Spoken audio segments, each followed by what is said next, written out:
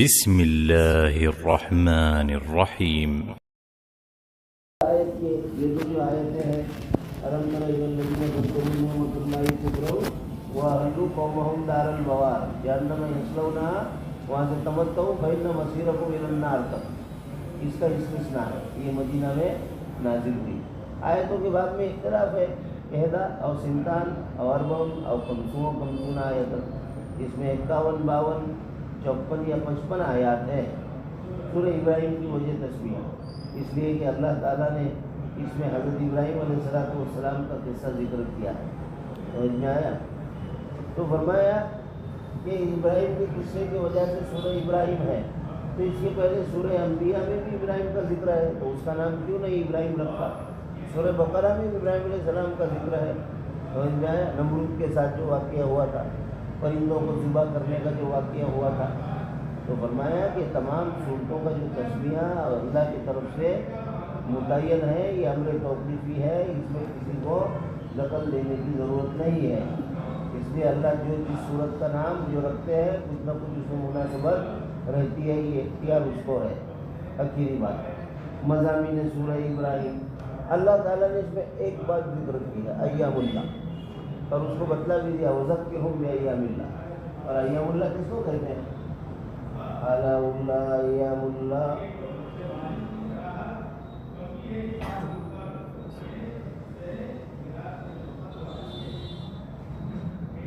تذکیر بآلاء اللہ، تذکیر بایام اللہ، تذکیر بالموت وما بعدہ۔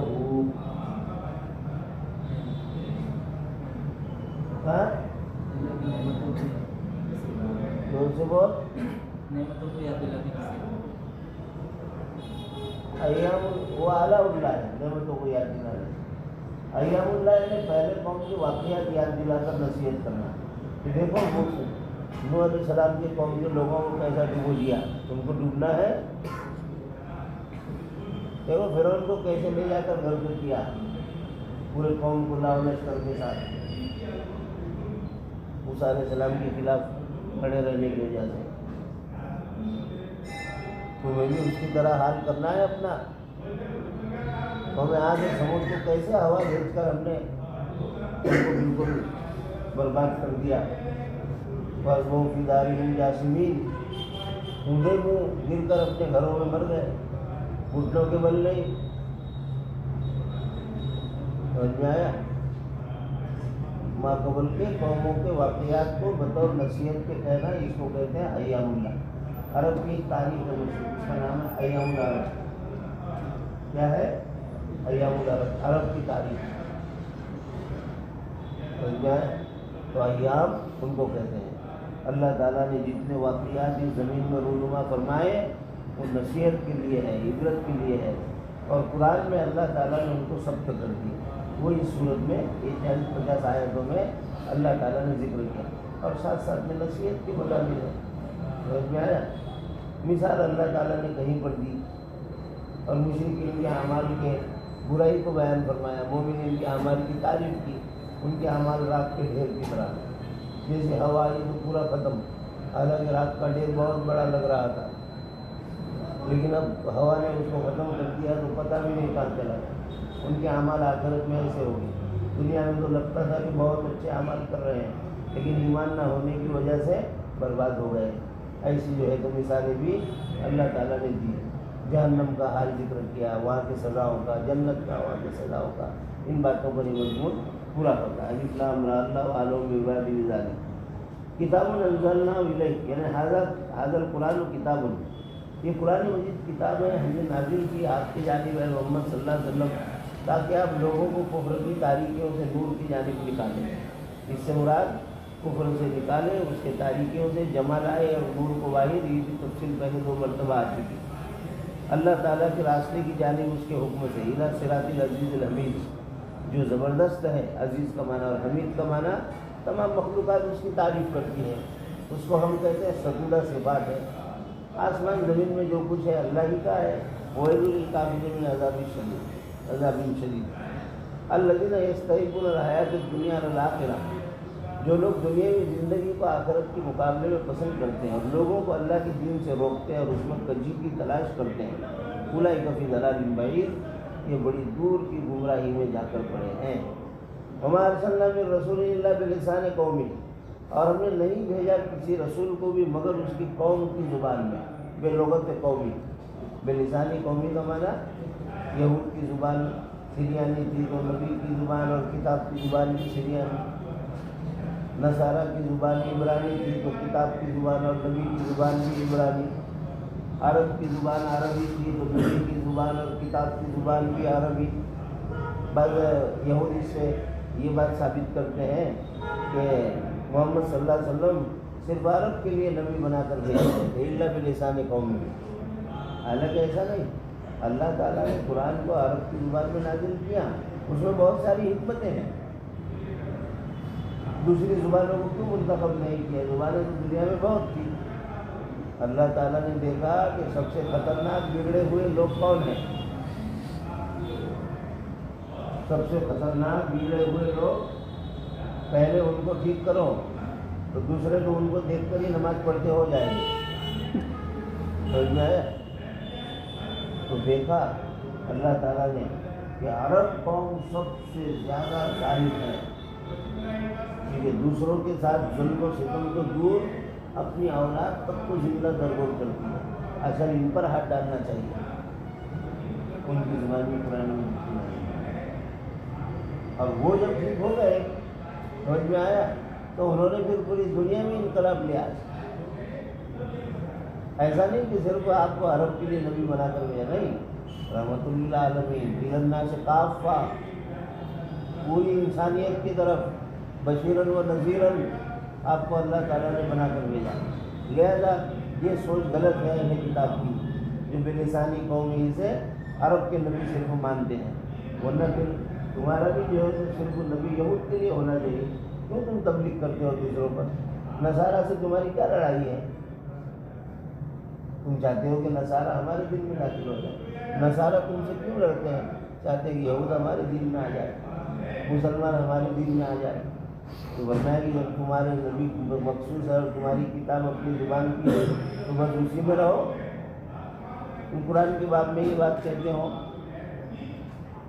کہ اپنے قوم کو آپ جو ہے تو نکالے کفر کی تاریکیوں سے ایمان کی روشنی کی جانب وذکرہم بایام اللہ، اور ان کو نصیحت کرے ایام اللہ سے۔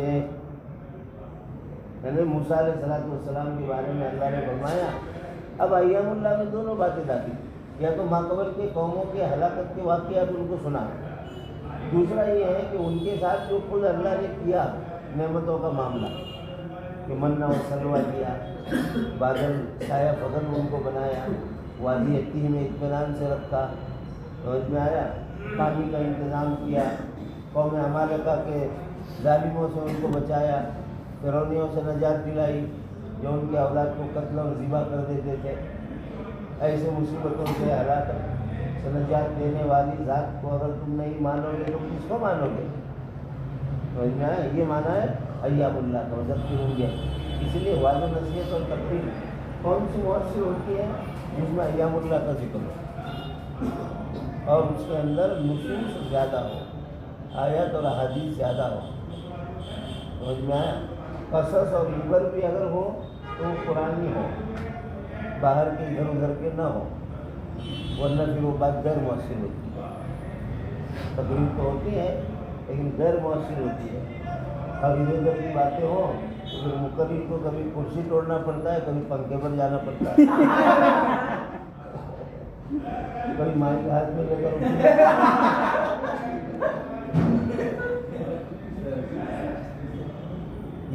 یہ مقرر بھی اتنے آپے سے باہر کیوں ہو گئے؟ پنکھے پر جا کر لٹک جائے۔ سوال، کرسی توڑ ڈالی، مائک میں بولنا تھا، مائک لے کر سننے والوں کو ماننا شروع کر دیا۔ نصوص سے ہٹ گئے ہیں تو اللہ نے ان کو وہاں سے ہٹا دیا۔ تقریر مؤثر کون سی ہوتی ہے؟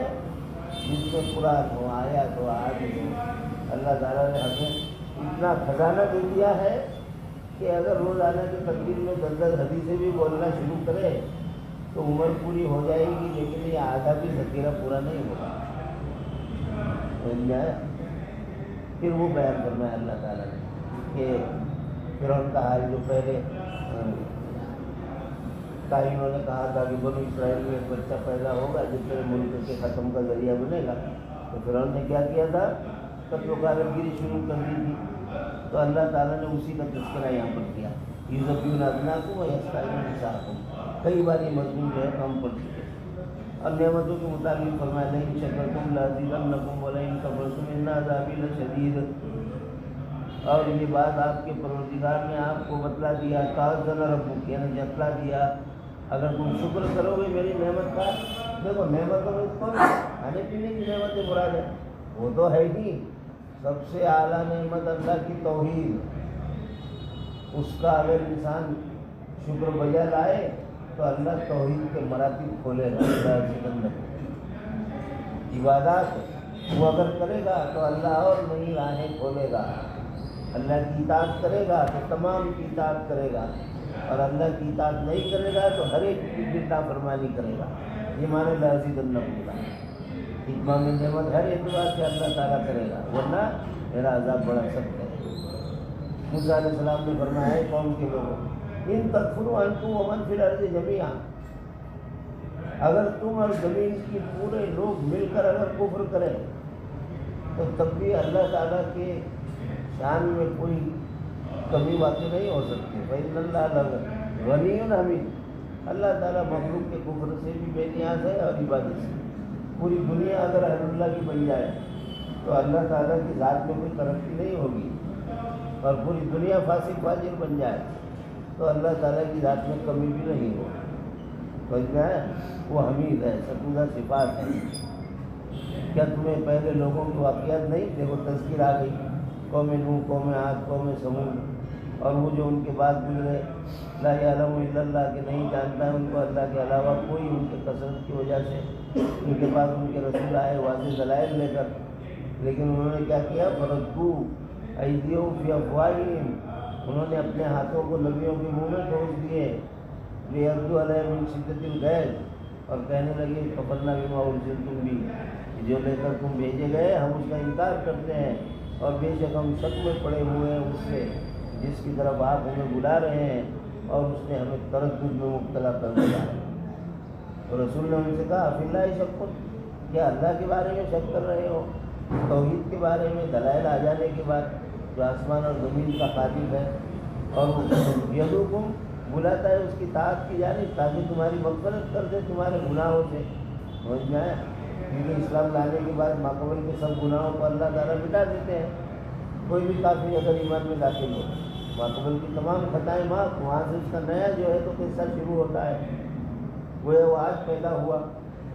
لیکن حکم کو لباس وہ الگ چیز ہے، اس لیے مفسرین کہتے ہیں من ذنوبکم میں من تبدیل دیا ہے، من کو زائد مانے تو تمام گناہ، لہٰذا اس کے پہلے کسی کا قرض لینا دینا اگر ہے تو وہ بھی معاف، لیکن اگر من کو تبدیلیہ مان لے تو اللہ کے حقوق معاف ہوں گے، بندوں کے حقوق معاف نہیں۔ تبدیلیہ میں سے اس بات کو نکالنا پڑے گا۔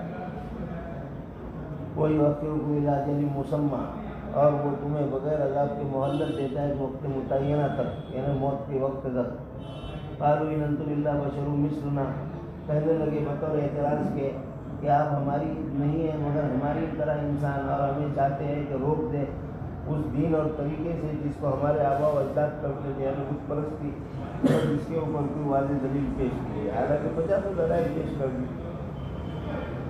ان کے رسولوں نے ان سے کہا ما نحن الا بشر مثلکم، ہم نہیں ہیں مگر تمہاری طرح انسان، لیکن اللہ احسان فرماتا ہے جس پر چاہتا ہے اپنے بندوں میں سے، لہذا ہم کو نبوت عطا کر کے احسان کیا، اور ہماری شان بھی نہیں ہے کہ کوئی دلیل پیش کرے مگر اس کی اجازت سے۔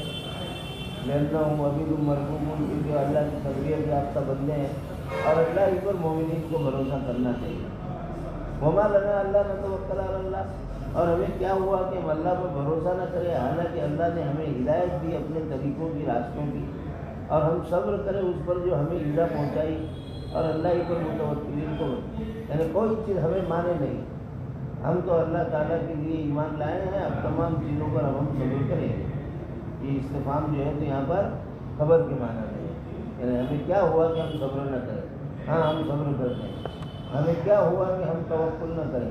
لہذا عدم توکل کی کوئی وجہ نہیں، ہم اللہ پر اعتماد کرتے ہیں۔ فقال الذین کفروا، مجموعی اعتبار سے تمام کافروں کا یہی کہنا تھا اپنے رسولوں کو، ہم تم کو اپنے زمین سے نکال دیں گے اور لو تعودن، یا تم کو دوبارہ اپنے دینوں میں لوٹا لیں گے۔ بس اللہ نے ان کی جانب وہی کی کہ ہم ظالمین کو ہلاک کر دیں گے، اور کر کے بھی بتایا، اور پھر ہم تمہیں وَلَنُسْكِنَنَّكُمُ الْأَرْضَ، زمین میں تم کو ٹھکانہ دیں گے ان کو ہلاک کرنے کے بعد۔ اور یہ اس کے لیے ہے لمن خاف مقامی وخاف وعید، جو میرے سامنے قیامت کے دن کھڑے ہونے سے بچا اور جو میری وعید سے بچا، اس کے لیے ہم زمین کا وارث بنائیں گے اور اس کو مدد کریں گے۔ وَاسْتَفْتَحُوا وَخَابَ كُلُّ، استفتاح کہتے ہیں مدد کے طلب کرنے کو، حتیٰ کہ رسولوں نے بھی اللہ تعالیٰ سے مدد طلب کی ان کی قوم کے خلاف۔ وَخَابَ كُلُّ جَبَّارٍ عَنِيدٍ، اور خسارے میں پڑ گیا، ناکام ہو گیا ہر متکبر سرکش جو حق کا معاند ہو۔ میں ورا جہنم، ان کے سامنے جہنم۔ دیکھو ورا کبھی امام کے معنی میں بھی آتا ہے، کیوں؟ ورا تو پیچھے کو کہتے ہیں، اور میں نے یہ ورا قبیل ازداد کیا ہے۔ میں ورا جہنم، ان کے سامنے جہنم ہے۔ یہ صاحب کتاب نے فرمایا امام کا لفظ لا کر، اور ان کو وہاں پینے کے لیے دیا جائے گا بھی ماء صدید، یعنی اہل نار کے پیٹوں سے، زخموں سے جو پانی بہے گا وہ ان کو پینے کے لیے دیا جائے گا۔ یہ تجربہ، پیاس اتنی شدید ہوگی کہ وہ اس کو گھونٹ کر گھونٹ پئیں گے۔ تجربہ، اس کا معنی ابتلا، یبتلی ابتلاء مرتن بعد مرتن، تھوڑا تھوڑا پینے کی کوشش کرنا۔ ولا یکاد یصیبہ، اور وہ اس کو اپنے حلق سے نیچے نہیں اتار سکیں گے انتہائی گرم ہونے کی وجہ سے۔ صاحب کتاب فرماتے یزدریدہ لقبی وقرا، یزدریدہ ازدرد یزدرد ازدراد، لقمے کا چبا کر لعاب کے مدد سے اندر دھکیلنا۔ فعل سے زیادہ اس کا لمبا ترجمہ ہے۔ ازدرد یزدرد ازدراد، لقمے کو چبا کر لعاب کی مدد سے اس کو چکنا بنا کر اندر دھکیلنا، اس کو ازدراج کہتے ہیں۔ یہ اللہ تعالیٰ کی بہت بڑی نعمت ہے، جس کو ہم لعاب کہتے ہیں۔ لعاب انسان کو اس سے کھانے پینے میں مدد ملتی ہے۔ اگر لعاب خشک ہو جائے تو کھانا پینا بند ہو جائے، بس دیکھ کے ہی صبر کرنے کا بس۔ سمجھ میں آیا؟ ایک عبداللہ کا لعاب خشک ہو گیا تھا، تو کھانے کو دیکھ کر روتا تھا، چباتا تھا، پھر چھوٹ دیتا تھا، یہ اندر جاتا ہی نہیں تھا۔ یہ اللہ تعالیٰ کی ایسی نعمت ہے۔ سمجھ میں آیا؟ تو فرمایا کہ اس کے وجہ سے وہ اس کو نگل نہیں سکی۔ وہ یاتی موت من کل مکان، اور ان کے اوپر موت ہر جانب سے آئی۔ حالانکہ موت تو ایک ہی ہے، ابھی کی جانب سے آتی ہے، سمجھ میں آئی، اور سیدھا بس ان کے منہ سے جو ہے تو اس کو نکال لیا اور قصہ ختم۔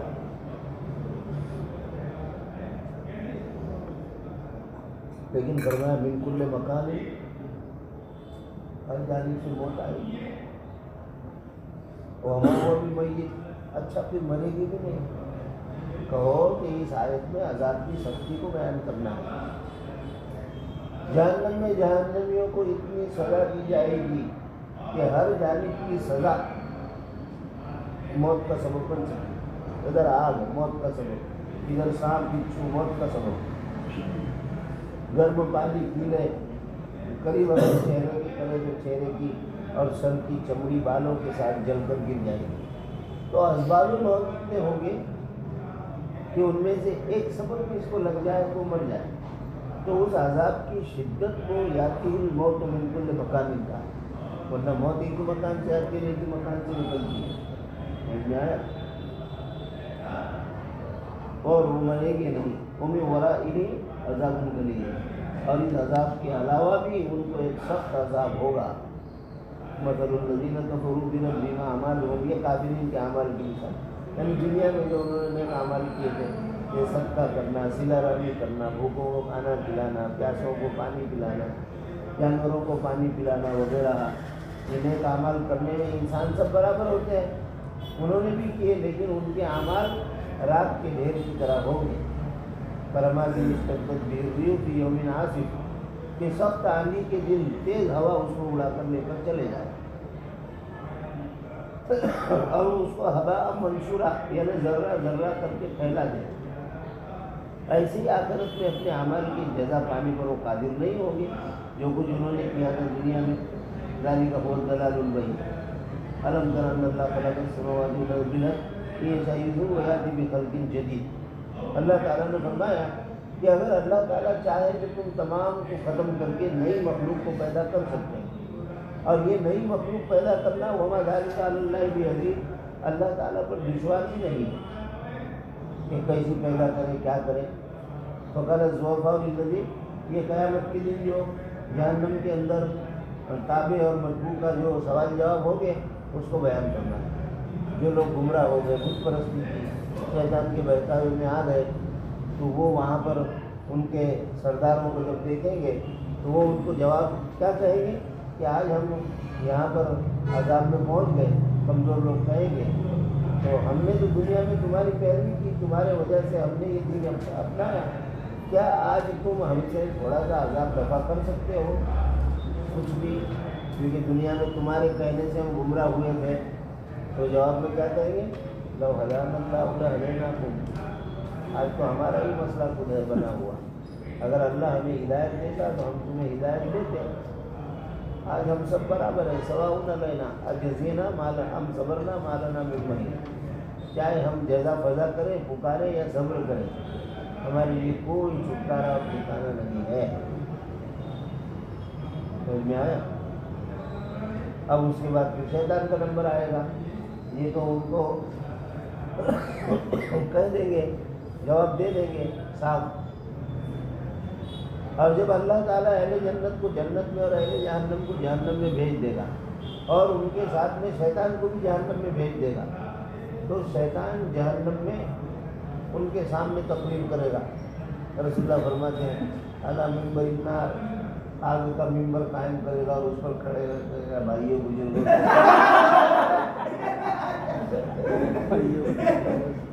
سمجھ میں آیا؟ حضور صاحب فرمایا کہ آگ کے ممبر پر شیطان کھڑے رہ کر کہے گا اور ان کو کہے گا کہ دیکھو ان اللہ وعدکم، اللہ تعالیٰ نے تم سے حق کا وعدہ کیا تھا، وہ بالکل حق اور سچا ثابت ہوا، اور میں نے بھی تم سے ایک وعدہ کیا تھا کہ میری بات مانو یہ سچ ہے، لیکن میں نے جو ہے اپنے وعدے کا خلاف کر دیا. سمجھ میں آیا؟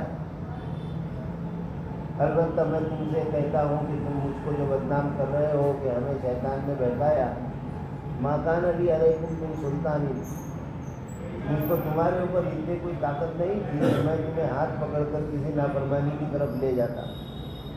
ہاں اتنا میں نے کیا، اندھو وسوسہ ڈال کر تم کو اپنی جانب بلایا، تم نے میری بات قبول کر لی، لہٰذا تم نہیں کہہ سکتے ہو میں نے کب آ کر تمہیں بہکایا. فلا تلومونی ولوموا انفسکم، مجھ پر لعنت ملامت مت کرو، اپنے آپ پر لعنت ملامت کرو. وانا بمصرخکم وما انتم بمصرخی. آج نہ میں تمہاری داد رسی کر سکتا ہوں، فریاد رسی کر سکتا ہوں، اور نہ تم میری. انی کفرت بما اشرکتمونی من قبل، میں انکار کرتا ہوں اور برات ظاہر کرتا ہوں اس سے کہ تم نے اس سے پہلے میرے کو شریک جان لیا تھا. میں انکار کرتا ہوں تم نے نہیں کیا تھا.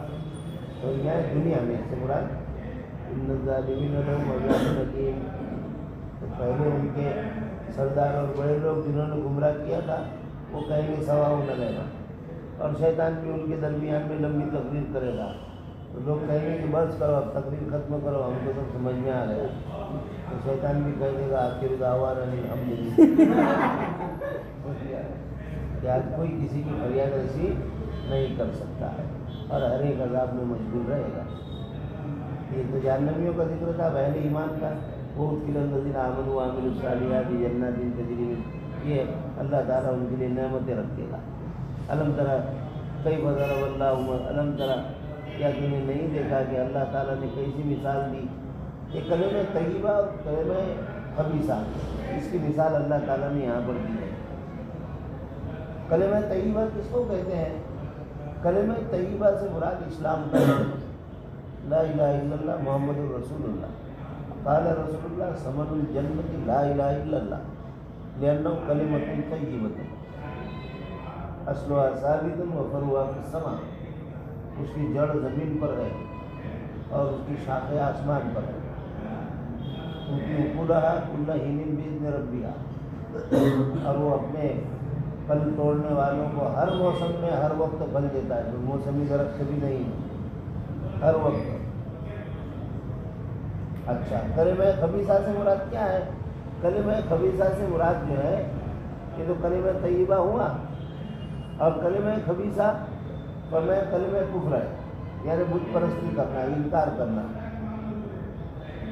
یا وہ جو دوسرا کلمہ بناتے ہیں شیعہ کا جیسے کلمہ لا الہ الا اللہ علی خلیفۃ اللہ، ان کا کلمہ ایسا ہے. وہی میں جنہوں نے ایسا کلمہ بنایا، ہندوستان میں بھی اکبر بادشاہ نے بنایا تھا نا کلمہ لا الہ الا اللہ، دین الہی اس نے نکالا تھا. جو مجھے الفسانی رحمۃ اللہ علیہ کے زمانے میں حضرت مولانا محمد صاحب، انہوں نے پھر اس کی اصلاح کی دربار میں جا کر اس کو توبہ کروایا، ورنہ اس نے اپنا نیا دین بنا لیا. اور اس کو بہکانے والے وہی تھے، اس کے ساتھ 9 شیاطین میں تھے. اکبر کے جو 7 رکن تھے اس میں بڑے بڑے علماء بھی تھے. ان میں سے ملا نصیر الدین تھا، چالاک تھا، بیربل تھا، اور 2 عالم تھے ابو الفیض اور فیضی. یہ اتنے جلیل عالم تھے اور اتنا ان کو عبور تھا احکام پر کہ انہوں نے ایک تفسیر لکھی تھی قرآن کی، آج تک ہے تفسیر بے نقط. یعنی قرآن کی تفسیر ایسی تھی کہ اس میں ایسے الفاظ لائے کہ نقطے کے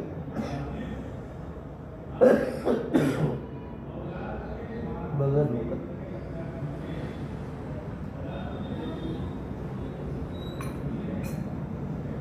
دنیا کے لیے خود بھی گمراہ ہوئے، بادشاہ کو بھی گمراہ کیا. اللہ تعالیٰ نے ایک انسان کو شوق پیدا کیا، اس کی دربار میں جا کر توبہ کروائی. یہ سب باتیں کیا ہے؟ کلمہ خبیثہ، کفر کا کلمہ. اچھا وہ کیا ہے؟ فرمایا کہ وہ سب سے برا درخت ہے. اس کی مثال دونوں درختوں کو سمجھتے، پہلے ایمان کے درختوں کو سمجھتے. کلمہ طیبہ کی مثال جو ہے اللہ تعالیٰ نے فرمایا شجرہ طیبہ، سب سے بہترین درخت دنیا میں کون سا ہے؟ النخلہ، کھجور کا درخت ہے. کیونکہ انسان کے ساتھ کھجور کے درخت کو بہت مشابہ ہے. کھجور کے درخت پر 7 دور آتے ہیں، انسان پر بھی 7 دور آتے ہیں. ایک چھوٹا درخت ہوتا ہے، نخل ہوتا ہے، زاوا ہوتا ہے، رطب ہوتا ہے، یابس ہوتا ہے، تمر ہوتا ہے.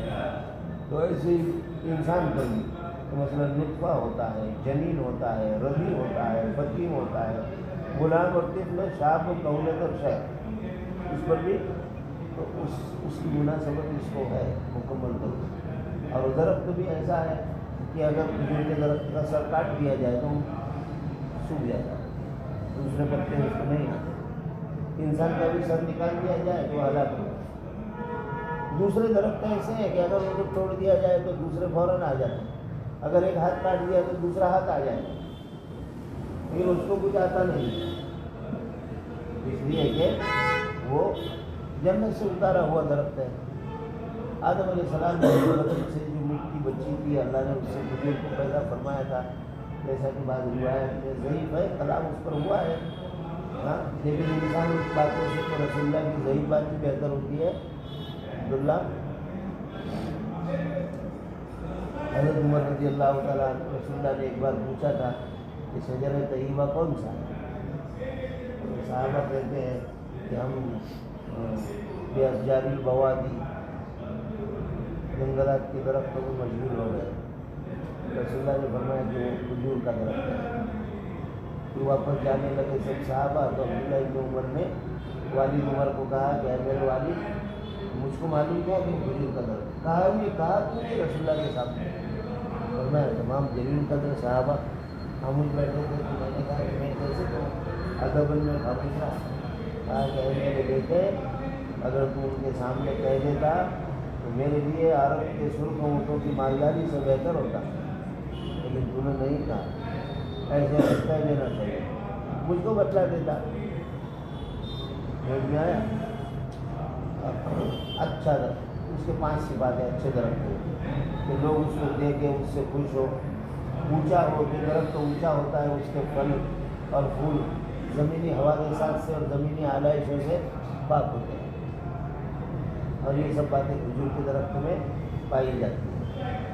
اور فرمایا کہ اس سے مراد شجر ایمان ہے، ایمان کا درخت، کلمہ طیبہ. فرمایا زمین پر لگا ہوا ہے اور اس کی ٹہنیاں آسمان پر ہے. یعنی کیا مطلب؟ زمین پر اس درختوں کو پانی دو تو اس کے پھل آسمان پر لگتے ہیں، یعنی وہ فوراً اعمال اللہ کے پاس چلے جاتے ہیں. اچھا شجر خبیث، اس کا سایہ بھی ہوتا ہے سب کچھ، اور ہر وقت پھل دیتا ہے. کوئی موسمی درخت بھی نہیں ہے، یعنی جب بھی انسان نیک عمل کرے اس وقت اس کا پھل لگ گیا. سبحان اللہ پڑھے پھل لگ گیا، تسبیح پڑھے پھل لگ گیا، ہر وقت پھل دیتا ہے. اچھا شجر خبیثہ اور اس سے مراد بعض نے کہا جھاؤ کا درخت ہے. سمجھ میں آیا؟ صاحب کتاب فرماتے ہیں حنظلہ کا درخت ہے. حنظلہ انتہائی کڑوا ہوتا ہے، زمین پر پھیلا ہوتا ہے. لوگ کہتے ہیں کہ گوکھرو کا درخت ہے، سمجھ میں بیل کی طرح ہوتا ہے، زمین پر پھیلتا ہے، اس کے بڑے سخت کانٹے ہوتے ہیں. سمجھ میں آیا؟ اور وہ ایسا ہوتا ہے کہ اس کو اگر کوئی شخص، ہر شخص چاہتا ہے کہ اس کو اپنے زمین سے پاک کرے، کیونکہ ایک بار لگ جاتا ہے تو پورے زمین میں پھیل جاتا ہے اور آسانی سے اکھڑ جاتا ہے. ایک جانب سے اس کو پکڑو تو پوری چادر ایک ساتھ نکل جاتی ہے. سمجھ میں آیا؟ آسانی سے اکھڑ جائے. فرمایا یہ ہے کفر کی مثال، تو اس میں زیادہ طاقت نہیں لگتی ختم کرنے میں. یہ جتنی کی قصت میں فوق الارض، یعنی جڑ سے اس کو زمین سے اٹھا دیا جاتا ہے. ما لہا من قرار، کہ اس کو کوئی قرار نہیں ہوتا ہے. سمجھ میں آیا؟ کہ شجر خبیثہ اور شجر طیبہ سے اللہ تعالیٰ نے مومن کے اعمال اور کافر کے اعمال کی جو ہے تو مثال دی. وہ کلمہ کفر اس کو کافر کے اعمال قرار دیا کہ اس کا کوئی ثبات نہیں ہوتا، اس کی کوئی شاخیں نہیں ہوتی ہے، اس کی کوئی برکت نہیں ہوتی ہے. پھل پھول زمین سے لگے رہنے کی وجہ سے ہمیشہ مٹی سے آلودہ ہوتا ہے. یثبت اللہ الذین آمنوا، اللہ تعالیٰ اہل ایمان کو ثابت قدم رکھتا ہے قول ثابت سے. قول ثابت سے مراد کلمہ توحید. اس وقت تو روایت بتائی وہ آیت یاد نہیں آ رہی تھی. انسان انتقال ہوتا ہے، قبر میں دفن کیا جاتا ہے، فرشتے سوال کرتے ہیں تو گھبراہٹ میں اس کو یاد نہیں آتا اتنا آسان سوال بھی لا الہ الا محمد رسول اللہ کا. تو اللہ نے ایک فرشتہ خاص پیدا کر رکھا ہے کہ وہ آ کر اس کو یاد دلاتا ہے قل لا الہ الا اللہ محمد رسول اللہ. تو فرمایا کہ اللہ تعالیٰ اس کو ثابت قدم رکھتے ہیں دنیاوی زندگی میں اور آخرت میں بھی. اور اللہ ظالمین کو گمراہ کرتے ہیں. وَيُضِلُّ اللَّهُ الظَّالِمِينَ مَا يَشَاءُ. أَلَمْ تَرَ إِلَى الَّذِينَ بَدَّلُوا نِعْمَتَ اللَّهِ كُفْرًا وَأَحَلُّوا قَوْمَهُمْ دَارَ الْبَوَارِ. کیا آپ نے نہیں دیکھا ان لوگوں کو جنہوں نے اللہ کی نعمتوں کو بدل دیا، یعنی نعمتوں کو شکر کی بجا لانے کی بجائے اس کی ناشکری کی، کفراً ناشکری سے. وَأَحَلُّوا قَوْمَهُمْ، اور انہوں نے اپنی قوم کو گمراہ کر کے ہلاکت کی جگہ پر اتارا. دار البوار ہلاکت کی جگہ کو کہتے ہیں، اور اس سے مراد جہنم ہے. کچھ اللہ نے فرمایا جہنم یصلونہا، کہ ان کو جہنم میں داخل کر دیا جائے گا جو بہت ہی بری رہنے کی جگہ ہے. قرار مقر رکنے اور ٹھہرنے کی جگہ کو کہتے ہیں. جعلوا للہ اندادا، اور انہوں نے اللہ تعالیٰ کے لیے شرکا کو بنائے تاکہ اس کے راستے سے ان کو گمراہ کر دے. آپ کہہ دیجئے تمتعوا فإن مصیرکم إلی النار، کچھ دنوں تک تم دنیا میں فائدہ اٹھاؤ پھر تم سب کا ٹھکانہ جہنم ہے. قل لعبادی الذین آمنوا یقیموا الصلاۃ ومما رزقناہم، اے نبی کہہ دیجیے آپ میرے بندوں سے. دیکھو اللہ تعالیٰ نے کتنا رحم کے ساتھ یہاں پر خطاب کیا، میرے بندوں سے کہہ دیجیے. لہذا اللہ کے بندے کون ہیں؟ یقیموا الصلاۃ وینفقون مما رزقناہم، جو نماز قائم کرے اور جو ہم نے ان کو عطا کیا اس میں سے خرچ کرے وقتی طور پر، کھلم کھلا طور پر، ایسے دن کے آنے سے پہلے کہ اس دن نہ کوئی فدیہ کام آئے گا اور نہ کوئی دوستی کام آئے گی. لا بیع ولا خلال. خلال مخالطت کو کہتے ہیں، صداقت کو کہتے ہیں، خلت کو، دوستی کو. اللہ الذی خلق السماوات والارض وانزل من السماء ماء، اس میں بھی اللہ نے نصیحت کی. فاخرج به من الثمرات رزقا لكم وسخر لكم الفلك لتجري في البحر بأمره، اس میں بھی اللہ تعالیٰ نے نصیحت کی کہ ہم نے تمہارے لیے مسخر کر دیا کشتیوں کو تاکہ وہ تمہیں دریا میں لے کر چلے اپنے حکم سے، اور تمہارے لیے نہروں کو مسخر کر دیا، تابع بنا دیا، اور چاند اور سورج کو تمہارے لیے مسخر کر دیا. یعنی چاند سورج کیسے مسخر ہے؟ اور میں اس طور پر کہ وہ پورا اپنے دور میں چلتے ہیں، تو رات اور دن جو ہوتی ہے تو اس کا فائدہ کون اٹھاتا ہے؟ انسان اٹھاتا ہے. دن ہو گئی تو اپنے معیشت میں اسباب میں لگ جاتا ہے، رات ہو گئی تو راحت میں لگ جاتا ہے. دائبین اس کا معنی ہوتا ہے کہ دونوں برابر جاری ہے. دائبین دابون کا معنی تھا عادت طریقہ، اور دائبین دونوں کا جاری رہنا. داب عادت مستمرہ کو کہتے ہیں، جیسے وہاں بتلایا کدا بھی حال فرعونیوں کی عادت مستمرہ تھی. دابہم کدا بھی حال فرعون. تو ایسے ہی الشمس والقمر دائبین، چاند اور سورج کو ہمیشہ ان کو جاری رکھا ان کے فلک میں. لا یفتران، وہ کبھی بھی تھکتے نہیں ہیں، اور تمہارے لیے رات اور دن کو مسخر کر دیا. لیلا لتسکنوا فیہ والنہار لتبتغوا من فضلہ وآتاکم من کل ما سألتموہ، اور تمہیں وہ تمام چیزیں عطا کی جو تم اس سے سوال کرو تمہاری مصلحت کے مطابق. اور اگر تم اللہ کی نعمتوں کو اور اس کے انعام کو شمار کرنا چاہو لا تحصوها، شمار نہیں کر سکتے ہو. یعنی لا تطیقوا عدھا. ان الانسان لظلوم کفار، بے شک کافر انسان، بے شک انسان بڑا ظالم ہے اور بڑا ناشکرا ہے. یعنی اپنے نفس پر معصیت کر کے بڑا ظلم کرنے والا ہے، اور اللہ کی نعمتوں کی ناشکری کر کے بڑا ظلم کرنے والا ہے. صاحب کتاب فرماتے ہیں ان الانسان، یہ الف لام عہد خارجی کا ہے اور اس کا معنی کافر انسان وہ ظلم اور کفار ہے. مومن انسان جو ہے وہ ظلم اور کفار نہیں ہے. سمجھ میں آیا؟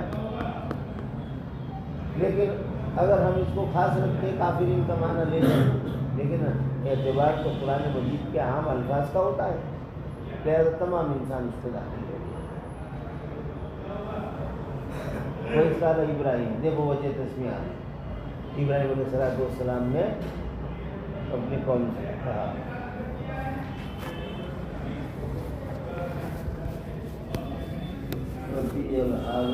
هذا البلد آمن